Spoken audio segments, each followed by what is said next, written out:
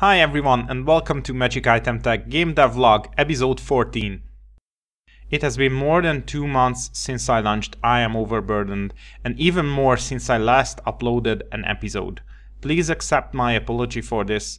I was super busy with the release and support of the game. But now I am back with an in-depth analysis how the overall production and final numbers turned out. I want to do a fully detailed breakdown of the development and business results, but I don't want to break it up into a typical the good, the bad and the ugly postmortem format. I've drawn my conclusions, I know what I have to improve for my upcoming projects, but I don't want to dissect the I Am Overburdened story this way. Instead, I want to emphasize how much work goes into a game project and focus more on how a journey like this actually looks and feels like. If you really want to know my takeaways, here it goes in a super short format. I consider the game a success from a development perspective, which is good, but I failed from a marketing and sales standpoint, and I guess this is bad and somewhat ugly. This time Serious Cat will make sure I keep the episode earthbound. Now let's jump into the details, with focusing on the objective, what happened, how it went, what it took parts. The game started out as a simple idea with a simple goal in my mind. I partially abandoned my previous project, Unified Theory, because it ballooned into a huge ball of feature creep, so I wanted to finish a more humble concept in a much shorter time period. The original plan was to create a fun game in 4 months. I really like the more casual and puzzly take on the roguelike genre, like the classic Tower of the Sorcerer game or the more recent Desktop Dungeons and the Enchanted Cave games, so I set out to create my own take. I designed the whole game around one core idea: strip out every unnecessary RPG element and trope and keep only the items and focus only on the loot, but try to make the game just as deep as many other roguelikes regardless of its simplicity. From this approach, the differentiating factor was born. A foolishly big inventory which helped me to define and present what I Am Overburdened really is. A silly roguelike full of crazy artifacts and a hero who has 20 inventory slots. Most of the prototyping and alpha phases of the development, so the first 2 months, went smoothly. Then I had to shift gears heavily. After 3 months of development, when all the core systems were in place, and when I deemed big parts of the content non-placeholder, the time came to show the game to others. I realized something at that point, forcing me to make a huge decision about the project. The game was not fun. The idea was solid, the presentation was kind of okay already, but overall it was simply mediocre, and a month of polishing and extra content in no way could change that. Back then I was super stressed out due to this, and I thought about it as my hardest decision as a game maker, but looking back I think I made the right choice, and now it feels like I actually had no other. I decided to postpone the release, explore the idea further, even if it doubles the originally planned development time, and it happened. Most importantly, I decided to not make or release a shovelware game, because I felt like, and still feel for that matter, that the world really isn't interested in another one, and I'm not interested in making and publishing one. So after 4 months of work, feeling a bit glum, but also feeling reinvigorated to really make the most out of I Am Overburdened, I extended the scope of the design and content, and I also plan to polish the hell out of this game. This took another 4 months and almost a dozen private beta showings, but it resulted in a game I'm so proud of that I always speak of it as a worthy addition to the roguelike genre and as a game that proudly stands on its own. Now dive into some numbers about the end result. It takes only around 30 to 40 minutes to complete the game on normal mode in one sitting, but due to its nature being a somewhat puzzly game with randomized dungeons, with randomized monster and loot placement, plus having lots of items, unlocks and multiple game modes, the full content cannot be experienced in one playthrough. I suspect it takes around 6 to 12 full runs, depending on skill and on luck, to see most of what the game has to offer, so it lends quite a few hours of fun. There are 10 different dungeon sets and they are built from multiple dozens of hand-author templates, so that no level looks even similar to the other ones in one session. They are populated by 18 different monsters, each having their own skill and archetype, so not just the same enemy reskinned multiple times. And the pinnacle, the artifacts. The game has more than 120 unique items, all of them having a unique sprite and almost all of them having unique bonuses, skills, and by that I not only mean attributes but reactive and passive spells, and they have unique sound effects too. This makes each try feel really different, and the item pickup and buy choices feel important and determinative. The game was also localized to Hungarian before release, because that is my native language, so I could do a good job with the translation relatively fast, and this also made sure that the game is prepared to be easily localized to multiple languages if demand turns out to be high. Now a little about the production numbers. How much code I had to write and content I had to produce all in all to make this game? It is hard to describe the volume and magnitude with exact numbers because the following charts may mean a totally different thing for a different game, or in case of using different underlying technologies. But a summary of all the asset files and the code lines can still give a vague idea of the work involved. So it was more than 10,000 lines of code, multiple dozens of sprite graphic assets, more than 100 sound and musical effects, and thousands of lines of text and various configuration files to describe the items, monsters, and other entities in the game. Feel free to pause the video for checking all the numbers if you're interested. Writing and localization may not sound like a big deal, but the game had close to 5,000 words to translate. I know it may be less than the tenth of the dialogue of a big adventure or RPG game, but it is still way larger than the text in any of my game projects before. I will go into detailed time requirements of the full project too after I painted the whole picture, because no game is complete without appropriate marketing work, a super stressful release period, and post-release support with updates and community management work. If you try to do game development, or anything for that matter as a business, you try to be smart about it. Look up what needs to be done, how it has to be approached, etc. I did my homework too, and having published the game on Steam before, I knew I had to invest a lot into marketing to succeed, otherwise simply no one will know about my game. As I said, this is the bad part, and I'll be honest, I think I could have done a much better job on this front. Not just based on the result, but based on the hours and effort I put in. But let's take it apart, just like the development phase. Let's start with the development blog and vlog. As you may know, I started writing entries about the progress on the game really early on. I hoped to gather a small following who are interested in it. I read that the effectiveness of these blogs are minimal, so I tried to maximize the results by syncing the posts to at least a dozen online communities. I also decided to produce the video version, what you are watching now, because it is preferred over text these days.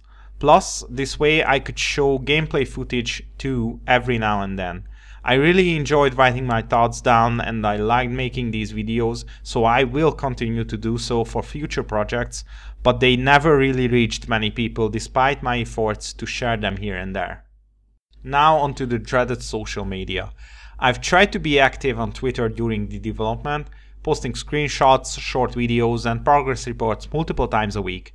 Later on I joined other big sites like Facebook and Reddit too to promote the game. In hindsight, I should have been much more active and I should have joined Reddit way earlier. Reddit has a lot of rules and takes a lot more effort than Twitter or Facebook, but even with my small post count, it drove 10 times more traffic to my store page than any other social media site.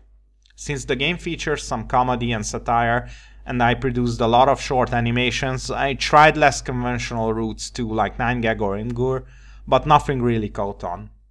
I made a wishlist campaign. I prepared a bunch of pictures up front featuring some items and their humorous texts from the game. I posted one of these images every day, starting from when the game could be wishlisted on Steam. Got a lot of love and a lot of hate too for these, but overall the effectiveness was questionable. It only achieved a few hundred wishlists up until the release day. A big topic, YouTube and Twitch. For my previous Steam game, I sent out keys on release day to 100 or so YouTubers who played any kind of co-op game before, resulting in nearly zero coverage. This time I gathered the contact info of a lot of YouTubers and Twitch streamers upfront. Many were hand collected, plus I got help from scripts, fellow developers and big marketing lists. I categorized them based on the games they play and tried talking to a few of those who played roguelikes way before release to pique their interest. Finally, I tried to make a funny press release mail, hoping that they will continue reading after the first glance. I sent out 300 keys the days before release and continued the following weeks, sending out 900 keys total. And the results? Mixed. Could be worse, but it could be much better too. 130 keys were activated and around 40 channels covered the game, many already on release day. And I'm really thankful for these people, as their work helped me to reach more players. Why is it mixed then? First, the videos did generate external traffic, but not a huge one. Second, I failed to capture the interest of bigger names. I also feel like I could have reached marginally better results by communicating a lot more and a lot earlier. I paid for some extra features and for a small promotion on Keymailer for the release month. It did result in a tiny extra YouTube coverage, but based on both the results and the service itself, I feel like it wasn't money well spent, even if it wasn't a big cost. Now let's talk about the press. This was a really successful marketing endeavor considering the efforts and the resulting coverage. I sent out 121 Steam keys with press release mails starting from the day before release. Both Rock Paper Shotgun and PC Gamer wrote a short review about it in their weekly Unknown Steam Gems series, and the game got a lovely review from the indiegames.com team. Also, a lot of smaller sites covered it, many praising it for being a well-executed, chill, tongue-in-cheek roguelike. The traffic generated by these sites was moderate but visible, and I could read some comforting write-ups about the quality of the game. Lastly, ads. I tried Facebook ads during and a bit after the release week and also in the middle of the winter sale. Since their efficiency cannot be tracked too well, I can only give a big guesstimate based on the analytics, sales reports and the comparison of the ad performances. I think they paid back their price in additional sales most probably, but did not have much more extra effect. I believe they could work in a bigger scale too, with more preparation and with testing out various formats, but I only paid a few bucks and tried 2 variants, so I wouldn't say I have a good understanding of the topic yet. Here you can see some lifetime traffic results. So much effort and so many people reached. Why is it bad? Were the results such a mixed bag? Well, when it comes to development and design, I'm really organized, but when it comes to marketing and PR, I'm not at all. As I stated, I never were really active on social media, and I have a lot to learn about communication. Also, the whole thing was not well prepared, and the execution, especially right at the release, was a mess. The release itself was a mess. I think this greatly affected the efficiency. Just to be more specific, I neglected and did not respond in time to a lot of my mails and inquiries, and the marketing tasks planned for the launch and for the week after took more than twice as much time to be completed as it should have. I think the things I did do were well thought out and creative, but my next releases and accompanying campaigns should be much more organized and better executed. On to time and effort. I don't think of myself as a super fast, super productive human being. I know I'm a pretty confident and reliable programmer and also somewhat as a designer, but I'm a slowpoke when it comes to art, audio, and marketing or PR. For following my progress and for aiding estimations, I always track my time down to the hour level. This also gives me confidence in my ability to deliver and allows me to post fancy charts about the time it took to finish my projects. Important thing to note before looking at the numbers. They are not 100% accurate and missing a portion of the work which were hard to track. To clarify, I collected the hours when I used my primary tools on my main PC, for example Visual Studio or GIMP, but it was close to impossible to track all the tasks, like talking about the game on forums and social media, writing and replying to my emails, browsing for solutions to specific problems, and for collecting press contact information. You get the idea. All in all, these charts still show a close enough summary. The sum total tracked hours are 1,044. Close to half of it, 503, went into implementation like coding, planning game systems and testing the builds. It took 311 hours to produce the content like the items, monsters, levels or the graphics, and I could report 230 full hours of marketing related tasks like creating the blog and vlog, various marketing materials, stuff like that. Again, please pause the video now if you would like to inspect all the numbers. 288 days passed between writing down the first line in the design doc and releasing the game on Steam. I logged in 190 full-time days. Of course, more days were spent working on the game, but these were the ones when I spent a whole day working and could track a significant portion of it. Plus, note that in the first 4 months of the project, I spent only 4 days each week working on I Am Overburdened. A day weekly were spent on other projects. Oh my great nemesis. So how the release went? It was bad. Not just bad, ugly. After I started my wishlist campaign, close to the originally planned date, which was the 23rd of October 2017, I had to postpone the release by a week due to still having critical bugs in the build and not having time to fix them. I went to a long ago planned and paid for vacation. I know this is amateurish, but the build was simply not good 2 weeks prior to release. Even with the extra week, I had to rush some fixes, and of course there were technical issues on launch day. Fortunately, I could fix every major problem in the first day after going live, and there were no angry letters from the initial buyers. But having to fight fires, even though being a common thing in the software and game industries, was super tiring. While doing so, I had to complete my marketing campaign and interact with the community at the same time. The game finally went live on Steam and itch.io on the 2nd of November 2017. Yay! I did not crunch at all during development, but I don't remember sleeping too much during the week before and after launching the game. This was a big lesson for sure. I saw some pictures about the game making it to the new and trending list on Steam online, but it most probably spent only a few hours there. I never saw it myself, even though I checked Steam almost every hour. I did saw it on the front page though, next to the new and trending section in the under $5 list. It spent a day or two there, if I remember correctly. On the other hand, itch.io featured it on their front page and it's been there for around a whole week. With all the coverage and good reviews, did it at least sell well? Did it make back its development costs? If not in the first weeks, at least in the last 2 months? Nope, and it's not close to it yet. So we arrived at sales. In the last 2 months, a bit more than 650 copies of I Am Overburdened were sold. Just to give an overview, 200 copies in the first week, and it reached 400 by the end of November. The remaining were sold during the winter sale. This is not a devastating result. It is actually way better than the results of my first Steam game, Operation Creep, but I would have been happier and optimistic about my future as a game developer with reaching around 3 to 4 times the copies by now. To continue as a business for another year in a stable manner, taking price discounts into consideration, around 7 to 8 times the copies total during 2018 would have to be reached. I'm not sure if the game will ever reach those numbers though, probably not. If you do the math, that is still not big money, but it could still work for me because I live in Eastern Europe, so my living costs are low and I'm not a big spender. Of course, this is an outcome to be prepared for and to be expected when someone starts a high-risk business, so I'm not at all shocked by the results.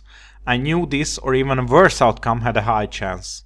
No matter how much effort one puts into avoiding failure, most of the game projects don't reach monetary success. I'm just feeling a bit down because I enjoyed every minute of making this game, aka it was my dream job, maybe except for the release, but most probably I won't be able to continue my journey to make another bigger commercial game.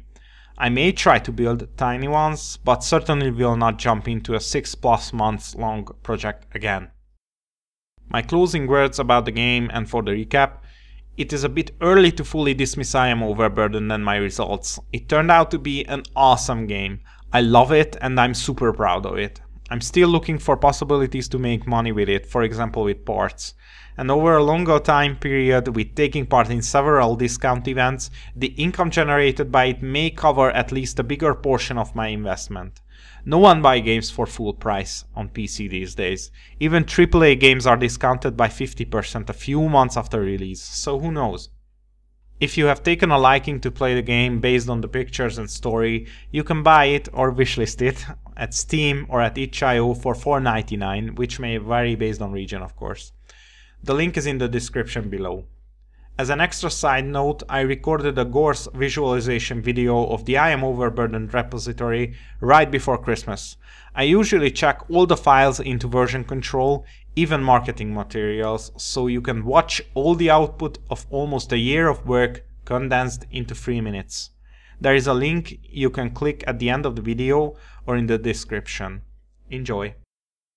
If you liked what you saw, you can subscribe to my channel or you can follow me on regular contacts. I'll make sure to come up with some new content really soon. As always, I'm open for questions, comments and critique. Please leave them below the video. Thank you very much for following my journey and thanks for watching. Take care.